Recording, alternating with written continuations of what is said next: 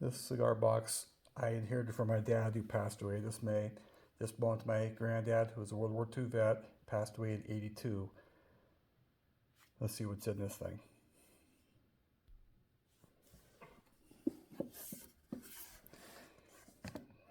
Oh, the box is in really good condition. Let's see if I can do this with the tripod.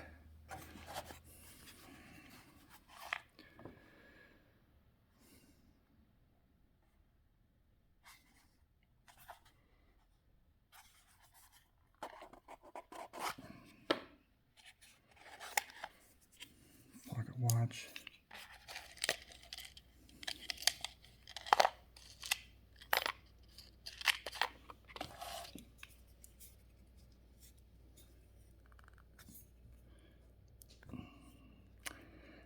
And we'll have to come back to that. Insignia patch. Not sure what this is for.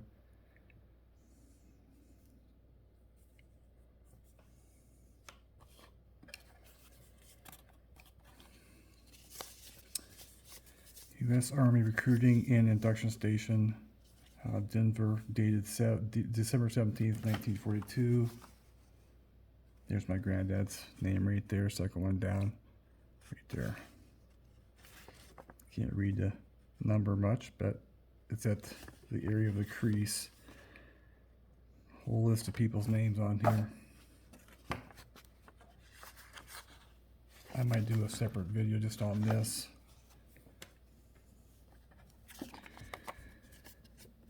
Kansas Motor Vehicle Operator's License for my granddad. Says he was 5'6", weighed 145 pounds. Born in 1919. This license was good for 2 years.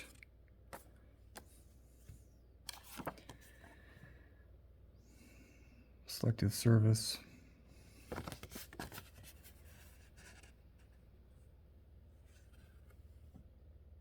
November 5th, 1942.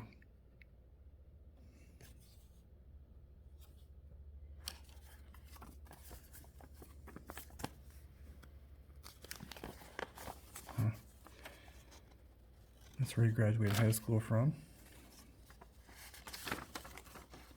It's not very good shape. Oh, actually, this is all the classes that graduated from there.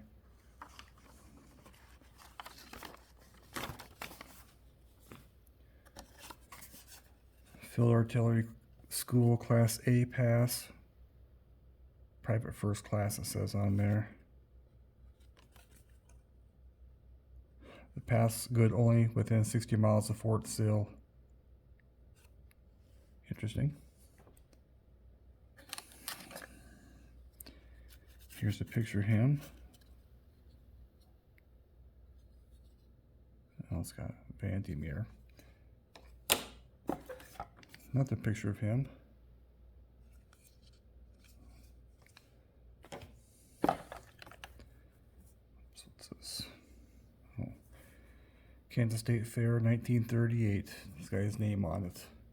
Some chickens. 4-H patch.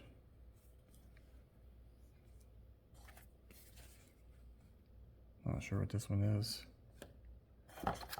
And hairbreadth. I bet this belonged to my grandmother.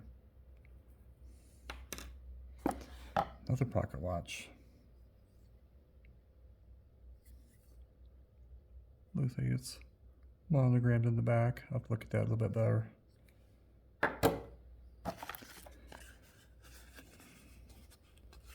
Barrel crossed rifle button.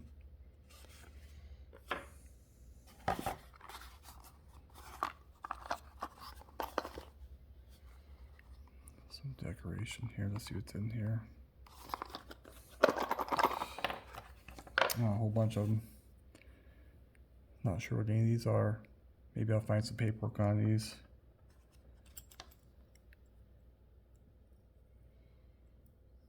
So it says rifle on there.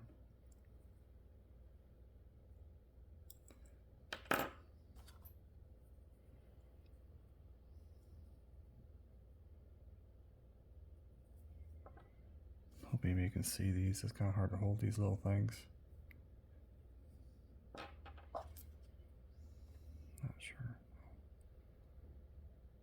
Have to do some research. See what do you get here? Efficiency, honor, and fidelity. This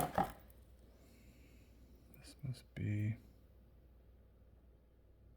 looks like a tennis racket on that. Must be like a tie tack.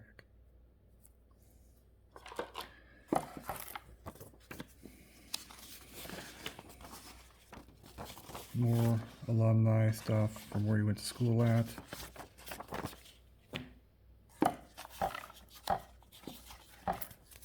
J. Henson, attorney at law, to Corporal Marvin, America, battery. Not sure what all this stuff means, but he's in Oklahoma.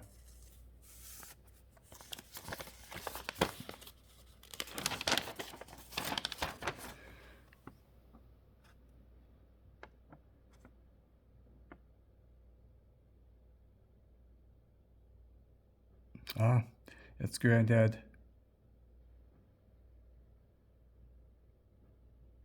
Attorney paperwork from Logan County. Received an X report from this person, Chief of Bureau of Investigation, Los Angeles County, California. I'm positive that Judge Spencer will grant your divorce of the next term, which will be December 3rd, 1945. This report took a long time and a good deal of correspondence, but it was a good one when it came. If any time you are in Oakley, we'll be glad to show it to you.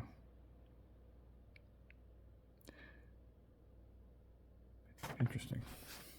Not sure I realized he was married before he married my grandma. Another one. Mr. G.H.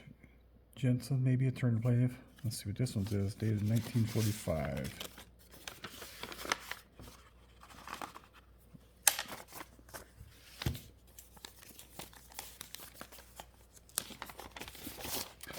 This looks hard to read.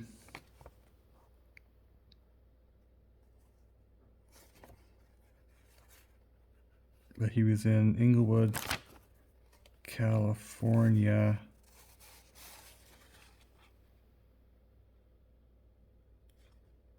Maybe we'll have to read this.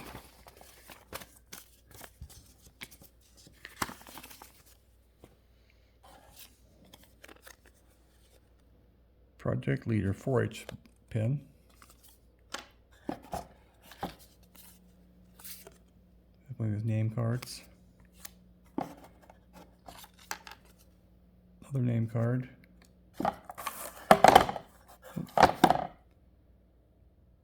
Another 4-H pen. And a bunch of these. These say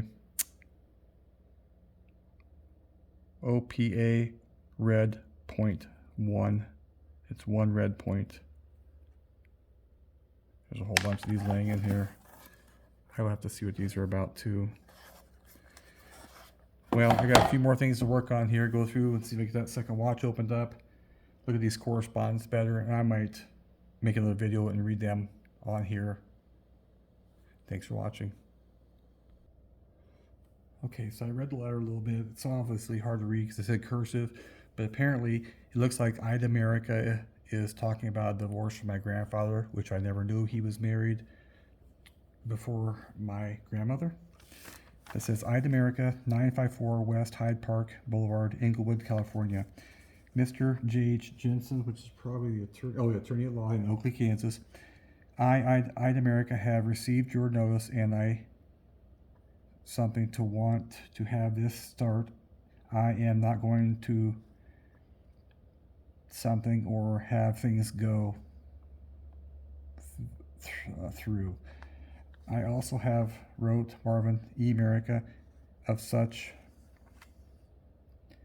to, and so I notice in is to take this off of the books at once, and there is one to know of this out of the office or in the camp where he is at now, or out this way later. It's kind of hard to read. It's very hard to read.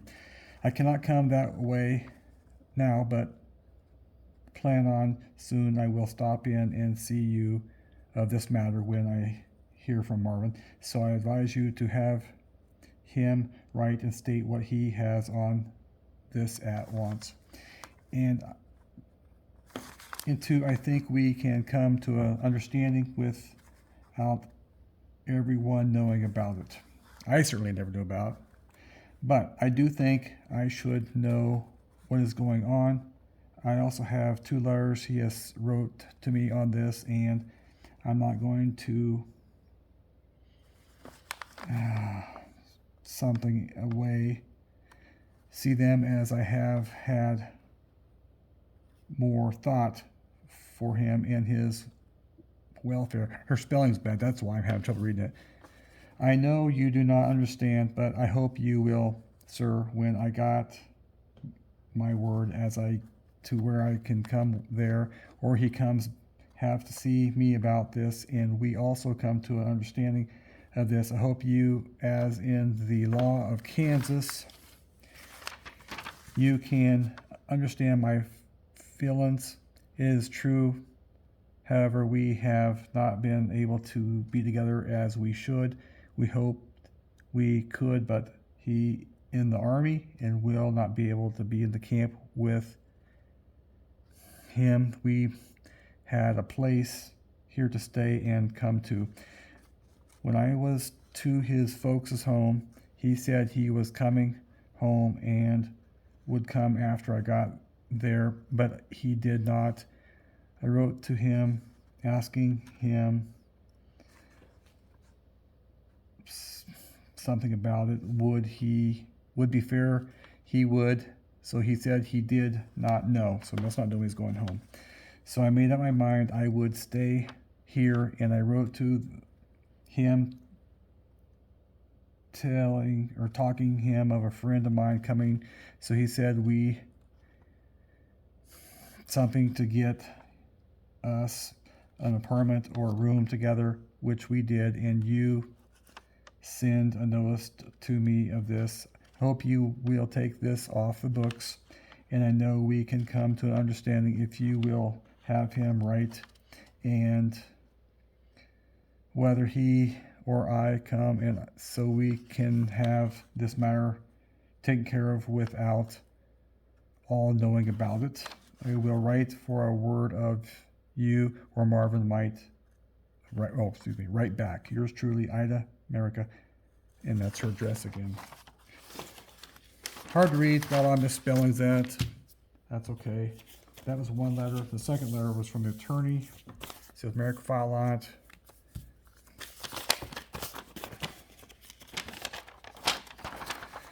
J.H. Jensen out of Oakley, Kansas, dated October 26, 1945. Corporal Marvin E. America. Dear Sirs, America versus America, District Court, Logan County, Kansas. I have today received an excellent report from Walter H. Lentz, Chief of the Bureau of Investigation, Los Angeles, California. I am positive that Judge Spencer will grant you divorce at the next term, which will be on December 3rd, 1945. This report took a long time and a good deal of correspondence, but it was a good one when it came. If at any time you are in Oakley, I will be glad to show it to you. Yours truly, J.H. Jensen.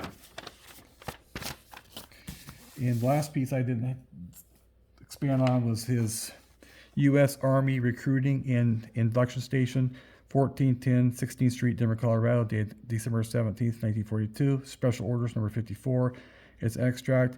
The following listed men have been inducted into the Army of the U.S. this date, are released from active duty this date, are transferred to the enlisted Reserve Corps, and will proceed to Russell Springs, Kansas. Like I said, it's his name, second one down. Effective December 26, 1942, 9 days later, the above named enlisted men of the enlisted Reserve Corps are called to active duty and will proceed to Russell Springs, Kansas, location of the local board, to Fort Logan, Colorado Reception Center, reporting to the commanding officer thereat for duty. Something like QN will for necessary T something else. Per to authority contained in literature, headquarters stuff, 1942. The following selectees have been forwarded from Russell Springs, Kansas, and rejected at Denver, Colorado. will proceed on or about this date to Russell Springs, Kansas. Place from which forward will something necessary. So a Floyd Stoker and a Simon Drilling and a Frederick Close and James B. Merica. I will have to look up that name. I'm not sure who that is, but clearly it's got the same last name. The following list of men have been inducted into the Army of the U.S. this date, are released from active duty this date, are transferred to the enlisted reserve corps, and will proceed to Phillipsburg, Kansas. There's a whole list of them. J. Oglesby, Raymond Kissel, Edwin Crawford, Paul Merklin, Vernon something Kincaid, Leslie Rogers, Francis Davis, Omer Laporte, Harlan Harmer, Kenneth Dye, William Mankin, Edgar Nelson, Alan Pennington, William Shields, Donald Munyon, Harlan Poole, Amo Burney, maybe a Walter Haberstein, Joseph Strop, Warren Davis, Fred Smith, Jason Phillips, Morris Sims, Eldon Van Allen, and Carl Keaton. Effective December 26, 1942, 9 days later, the above named enlisted men of the Enlisted Reserve Corps are called to active duty and will proceed from Phillipsburg, Kansas, location of the local board, to Fort Logan, Colorado Reception Center, reporting to the commanding officer there for duty. QM will furnish necessary T, blah, blah, blah. Pursuant to authority contained in literature, headquarter, 7th Stuff, 1942, June 13th. The following selectees are for induction have been forwarded from Phillipsburg, Kansas, and rejected at Denver, Colorado. Will proceed on or about this date to Phillipsburg, Kansas, place from which forwarded. QM will furnish necessary something. Paul Clement, Golden Ganacki, Wilbur Gibson, Martin Baker, Robert Jacobs, Richard Spencer, Edwin Randall, Avery Brinton. Well, this is pretty long. The following listed men have been inducted into the Army of the U.S. this date, are released from active duty this date, are transferred to the enlisted reserve corps and proceed to Hoxie, Kansas.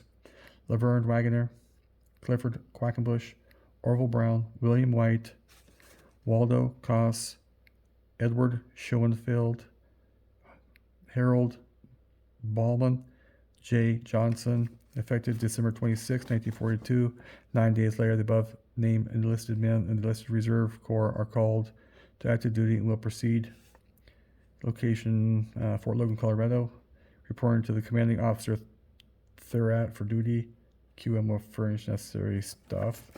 Pursuant to authority contained in literature, headquarters, 7th June 13, 1942. The following selectees for induction have been forwarded from Hoxie, Kansas, and rejected at Denver, Colorado. Will proceed on or about this date to Hoxie, Kansas, place from which forwarded. QM will furnish necessary stuff. Kenneth Miller says in charge, rejected selectees. Earl Hoftitz, Albert Ballman, looks like, Cleo Anderson, Ronald Farber, and Ambrose Hein. Sounds German. By order of Colonel Gimperling, official Denver, Colorado stuff here. Edwin H. Hungerford, Major, F.A. Adjutant, Luis C. Malloy, Major, assisting maybe recruiting and IND officer. Clifford W. Clark and Taylor's from Denver, Colorado to Oakley, Kansas. Oakley to Denver via UP Railroad on, not sure about all this stuff. It cost $128.70. Amount for something, all 11 men for 11 meals from Denver to Oakley, and from Oakley to Denver for 11 meals. Cost $22. Something for Floyd Stoker and 3 others for Denver, Colorado to Oakley, Kansas via UP Railroad. Cost $23.40. Amount for 4 men for 4 meals from Denver to Oakley cost $4. JB Oglesworth and 24 others from Denver to Phillipsburg, Kansas via CRI and PR Railroad. I'm not sure what that is. For Phillipsburg to Denver via the same thing railroad for $370.50. Amount for 25 men for 25 meals, Denver to Phillipsburg, and from Phillipsburg to Denver for 25 men for 25 meals, cost $50.